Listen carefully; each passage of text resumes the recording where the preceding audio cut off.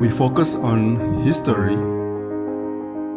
culture, religion, art, social, and philosophy of Nusantara. Here, in the presence of Nusantara, we were made to be forgotten about the goodness of ourselves. Because negativity seems to be more interesting for us. Now, I'm Sutoyo Raharto and friends, assist you, to remind you, to awaken you that we still can find the gems of Nusantara. They are the great sights of Nusantara.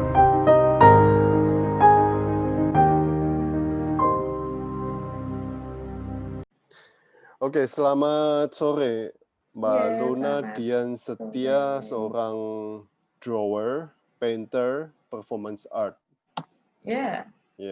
Wow. Ambil jurusan apa waktu itu? Dulu saya dari seni rupa murni. Oke. Nah, performance artnya? Performance art saya pada tahun 2011 belajar dari Mbak Melati Suryodarmo. Ya, beliau salah satu performance artis dunia sebenarnya, dan di Indonesia sepertinya tidak banyak ya yang seperti beliau dan mau memberikan workshop secara cuma-cuma waktu itu. Oke, Mbak Luna, saya mulai ya. Iya.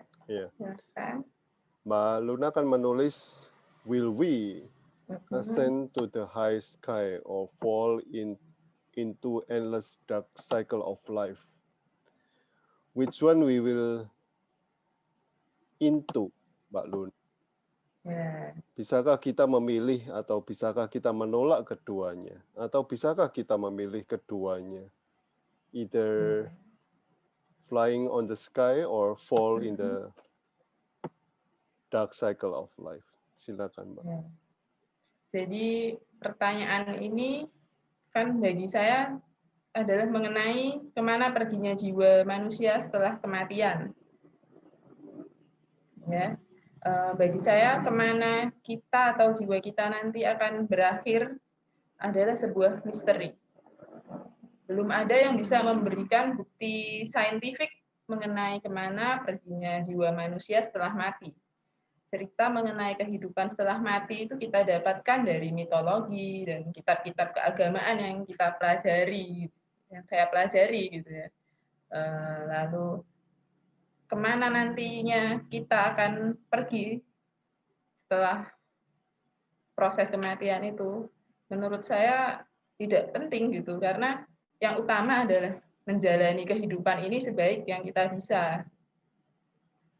Walaupun memang pernah itu terlintas pertanyaan di dalam benak saya gitu, kemana kita nanti gitu. Terus ada pertanyaan berikutnya, yaitu bisakah kita memilih? Ya, jadi kalau menurut saya pilihan kita adalah dalam menjalani kehidupan ini. Mau menjalani kehidupan yang bagaimana? Apakah kita bersedia menyelesaikan tugas-tugas kita dengan baik? Atau apakah kita bersedia memanfaatkan apa yang sudah dianugerahkan kepada kita, kesempatan, ilmu, kesempatan untuk mengenal orang-orang itu. Apakah kita bisa memanfaatkannya, apa yang kita pelajari itu untuk memudahkan hidup orang lain atau makhluk lain gitu. Apakah kita bisa memanfaatkan itu? Kemudian pertanyaan berikutnya, apakah kita bisa menolak keduanya? Ya, kita bisa menolaknya mungkin hanya sebatas secara ideologis dengan berpikir bahwa kehidupan setelah mati itu tidak ada atau kehidupan benar-benar berhenti setelah proses kematian. Namun, apakah kita bisa benar-benar menolaknya? Kita tidak ada yang tahu gitu ya. Jadi mungkin ada yang bilang, jadi ada yang bilang kamu adalah sesuatu apa yang kamu yakini gitu. Kalau saya lebih berpikir bahwa itu urusan nanti. Yang penting saat ini menjalaninya sebaik yang kita bisa. Bisakah kita memilih keduanya? Nah, jadi apabila saya menggunakan konsep berpikir yang ditawarkan oleh mitologi dan kitab-kitab keagamaan, tentu saja kita bisa mengalami keduanya, baik ascend to the high sky or falling into the dark cycle of life. Tentu saja kita bisa mengalami keduanya, tapi bukan kita tidak bisa memilih. Dalam posisi ini kita tidak bisa memilih, melainkan sebagai akibat dari pilihan-pilihan yang kita buat di masa sekarang gitu. Mungkin begitu. Nah, Anda kan barusan ngomong bahwa pertanyaan ini pernah muncul di pikiran Anda. Yeah. Setelah itu Anda memutuskan ya untuk hidup saat ini nggak usah mikirin yang akan datang. Yeah. Pertanyaan ini lenyap. Apakah pertanyaan ini lenyap? Pertanyaan ini masih ada, tapi saya kesampingkan dulu gitu, karena kalau saya hanya memikirkan ini, bagaimana cara menelitinya, saya juga tidak ilmu saya belum sampai di situ gitu. Jadi saya pikir saya akan lebih baik jika saya memaksimalkan apa yang sudah saya pelajari selama ini untuk nantinya bagaimana caranya menjadi manusia yang lebih baik gitulah. Oke. Nah, lalu Anda menulis merayap melata di tanah-tanah basah, membaca jejak yang menguap tertiup muson, menyusuri arah matahari terbit, aku tengadah. Oh, mungkin kau melayang tak tentu arah, menentang tahta kuasa yang marah, menjadi asing di gua penuh celah. Ini bayangan Anda tentang Dewi Sri yang nyari saudaranya yang hilang. Ini bisa saja pencarian apa saja, Mbak Luna. Mengapa selalu melayang, Bu? Mengapa selalu melayang, Mbak? Melayang di pikiran atau di angan-angan? Nah, sudahkah Dewi Sri menemukan saudaranya yang ada di bayangan Anda? Oh, ya. Jadi ini puisi yang kemudian saya coba gambar ya. Sebenarnya itu dari saya membaca tentang babat tanah Jawa. Di situ ada sedikit cerita tentang asal mula padi, ada cerita Dewi Sri dan saudara laki-lakinya yaitu Raden Sadana. Dia adalah putri dari Raja Antah Berantah di situ yang bernama Sri Mahapunggung. Kemudian ya saya membaca ini sebagai dengan mengkaitkan dengan banyak hal gitu. Terus tadi ada pertanyaan, mengapa selalu melayang? Karena bagi saya saudara Dewi Sri yang dalam mitologi Jawa disebut Raden Sadana itu merupakan perlambang dari ini salah satu perlambang dari gagasan, atau ini interpretasi saya ya, perlambang dari gagasan atau ide yang belum direalisasikan, sesuatu yang masih abstrak. Sebaliknya Dewi Sri merupakan lambang dari praktik, hasil atau gagasan yang sudah mengambil bentuk, ide yang sudah termaterialisasikan gitu. Sri Sadana bisa diinterpretasikan sebagai hubungan antara gagasan dan praktik, non material dan material, yang tidak tampak dan yang nampak dan yang belum nampak, gejala dan keadaan yang sebenarnya gitu. Bisa juga dikaitkan, di satu sisi saya juga kemudian sedikit mempelajari waktu saya kuliah, mempelajari tentang psikologi seni. Di situ kemudian saya mengkaitkan dengan apakah ini juga bisa dikaitkan dengan konsep Jung tentang anima dan animus, yaitu jadi di dalam sosok seorang laki-laki dia merefleksikan feminin ideal yaitu anima, dan sebaliknya di seorang perempuan dia merefleksikan sosok maskulin ideal, yaitu animus yang selalu dia cari gitu dalam menjalani. Kemudian ada pertanyaan melayang di mana bagi saya di dunia ide gitu, karena makanya dia seperti ide yang belum grounded gitu, belum menapak di tanah gitu. Kemudian, sudahkah Dewi Sri menemukan saudaranya? Kalau menurut saya sudah, tetapi pertemuan dan pencarian itu sendiri merupakan siklus yang terus berulang, sehingga berkali-kali seorang Sri ini menemukan sadana, gagasan menemukan bentuk, ide menghasilkan sesuatu, namun berulang kali pula kehilangan lagi, dan mungkin ini saya menganalogikan dengan proses kreatif misalnya. Setelah saya berhasil menemukan, mengeksekusi karya saya, selanjutnya setelah itu selesai, saya berpikir lagi, gagasan apalagi yang bisa saya kerjakan, dan itu pencarian yang tidak ada berhentinya gitu. Seperti hari ini sudah selesai, besok saya akan mencari apa lagi, bisakah saya menemukan puncak dari pertemuan antara realisasi dan gagasan itu tadi. Dan ini Anda lukiskan. Ya. Dan ini Anda sudah lukiskan.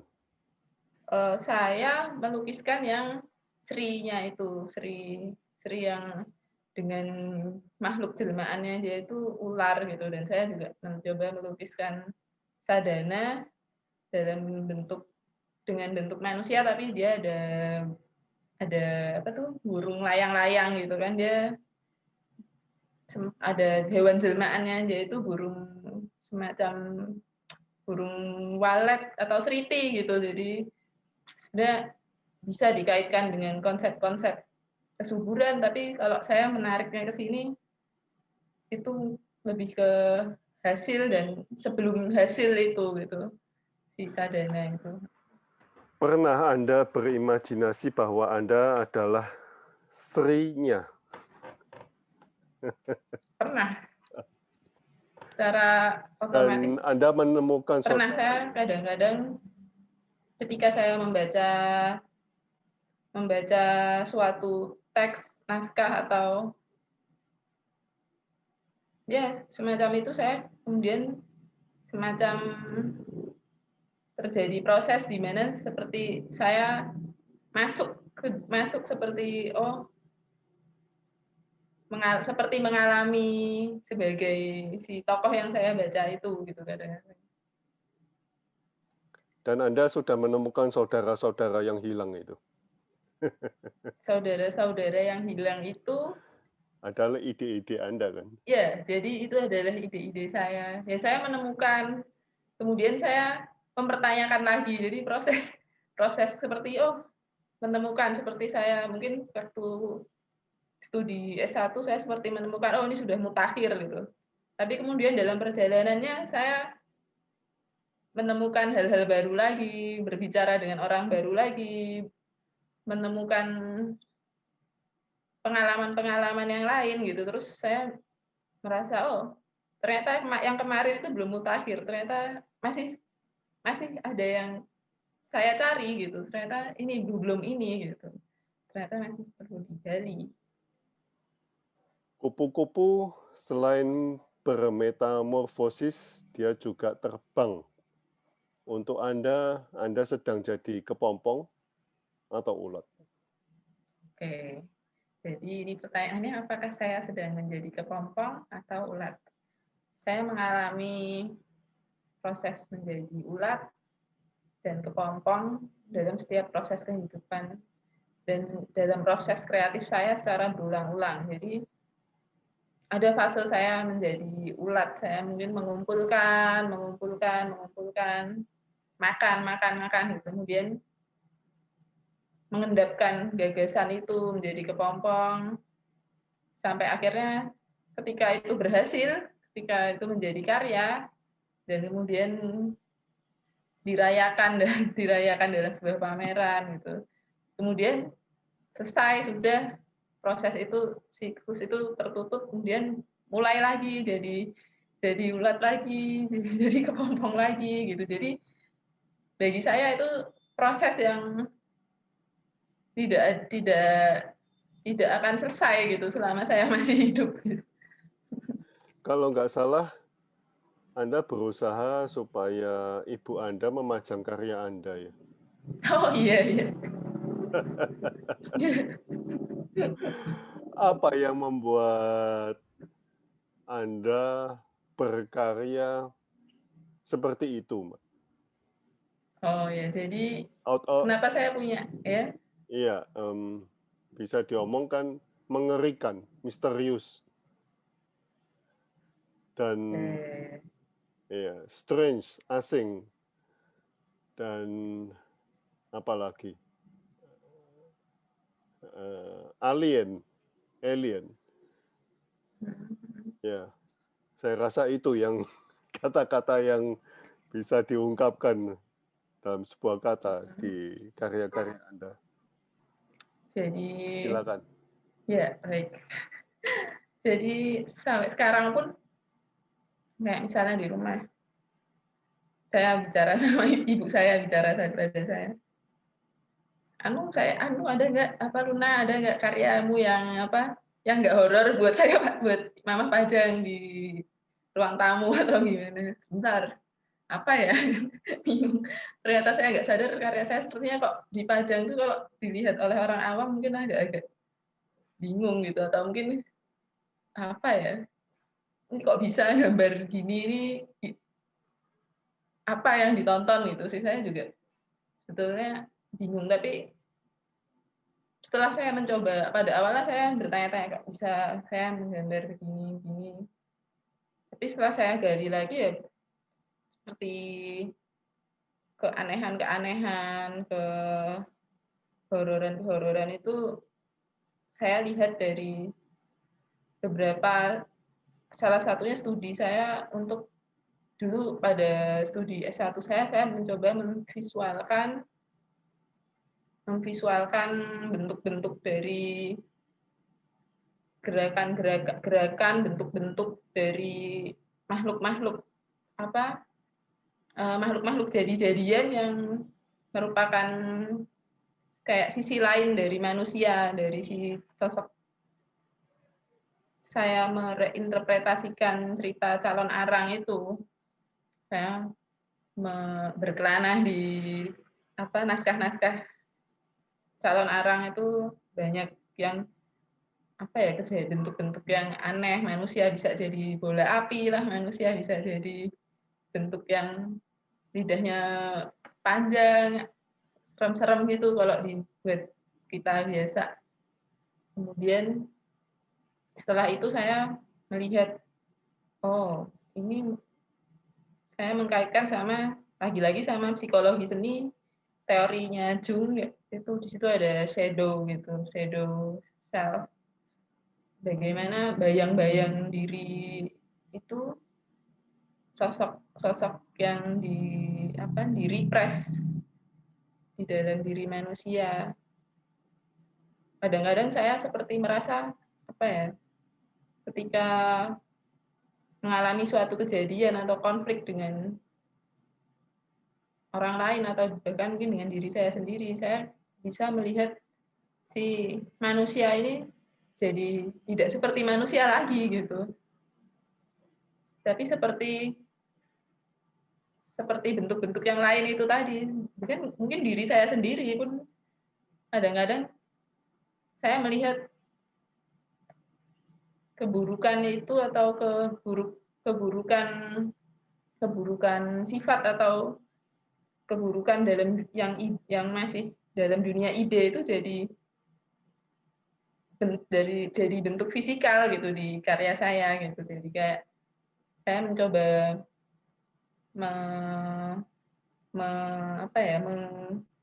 memvisualisasikan sisi lain dari manusia itu sendiri jadi mungkin ada yang melihat apa kamu bisa melihat hantu dan sebagainya, Pak? Enggak, ini manusia gitu. Ini manusia bukan hantu gitu.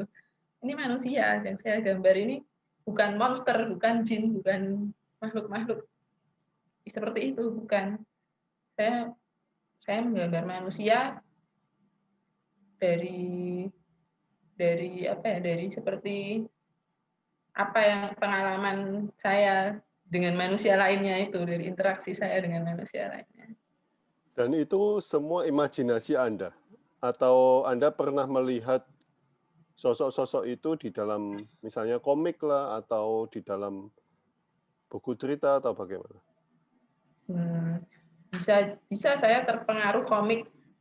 Saya ada saat-saat ini terpengaruh komik juga, tapi saya lebih berusaha untuk lepas dari apa ya, menghilangkan pengaruh-pengaruh dan lebih memanfaatkan apa ya, kayak emosi dan imajinasi saya gitu ketika saya berinteraksi dengan orang lain, dan mungkin tidak ada hal-hal yang tidak apa ya, bagi saya tidak menyenangkan, kemudian itu seperti saya melihat orang lain itu jadi seperti apa ya, seperti ketika dia mungkin tidak seperti manusia lagi. Saya kemudian berpikir, ini gambaran apa yang paling tepat untuk manusia itu gitu. Saya misalnya nih terakhir saya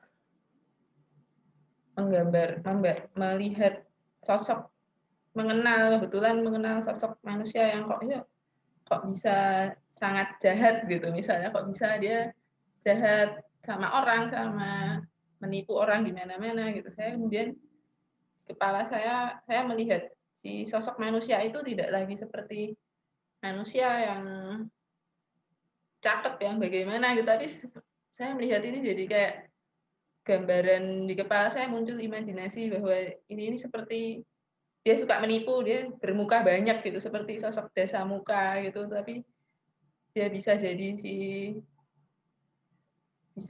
Sarpakenaka, jadi si Kidangnya, itu semua adalah satu bentuk-bentuk apa, bentuk-bentuk dari si Dasa Mukanya itu. Dia memiliki banyak wajah, jadi saya di batin saya melihat si manusia itu kepalanya seperti banyak, dan ada yang bentuk binatang, ada yang bentuk perempuan, ada yang bentuk raksasa, ada yang bentuk sosok pria tampan, tapi masih jadi bentuk makhluk yang aneh gitu di kepala saya gitu, yang muncul Jadi di. yang Anda gambar ini adalah pengalaman-pengalaman sehari-hari ya? Iya, sebenarnya berangkat dari pengalaman sehari-hari dan interaksi sama manusia. Dan ibu Anda mengerti itu? Ibu saya mencoba menjelaskan, tapi kadang-kadang seperti teman-teman saya yang lainnya mungkin yang belum pernah ngobrol begitu dalam gitu sama saya, mungkin melihat itu masih ya, bisa nggak sih mencari bentuk-bentuk yang lain gitu. Ya menarik juga itu. Kok harus Oke. serem begini gitu. Nah, tapi apakah imajinasi Anda membuat Anda lebih optimis atau pesimis atau malah realis? Kalau Bukan bentuk lukisannya ya, tetapi realis dalam melihat dunia. ya, melihat dunia ini ya. Saya lebih melihatnya ya realis jadinya. Jadi aku menyadari bahwa aku itu kadang-kadang terperangkap dalam gagasan-gagasan romantis, mengidealisasikan seseorang gitu. Misalnya ketika aku belum tahu sisi-sisi manusia itu, aku akan mengidealisasikan dia, wah ini misalnya perempuan gitu, misalnya aku menganggapnya wah ini sangat luar biasa sekali, seperti sosok seorang dewi atau bagaimana. Tapi setelah saya mengenal lagi, mungkin ada kemungkinan lain, aku akan mengimajinasikannya menjadi bentuk-bentuk yang lain. Mungkin ketika saya melihatnya marah, mungkin ini seperti sosok kali. Mungkin jadi saya punya kemungkinan-kemungkinan untuk melihat sesuatu dengan lebih realistik sih sebenarnya jadinya. Walaupun bentuknya mungkin seperti itu, realis dari sudut pandang saya. Dan setiap karya Anda itu adalah pengalaman Anda pribadi dengan manusia lain. Sebagian pengalaman pribadi, tapi sebagian saya seperti mempertemukannya juga dengan apa yang saya baca, dengan naskah-naskah, dengan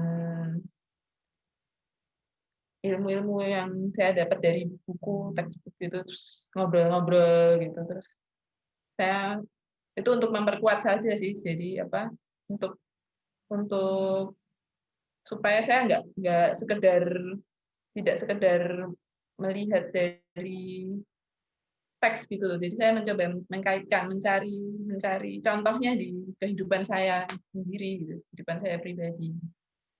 Oke.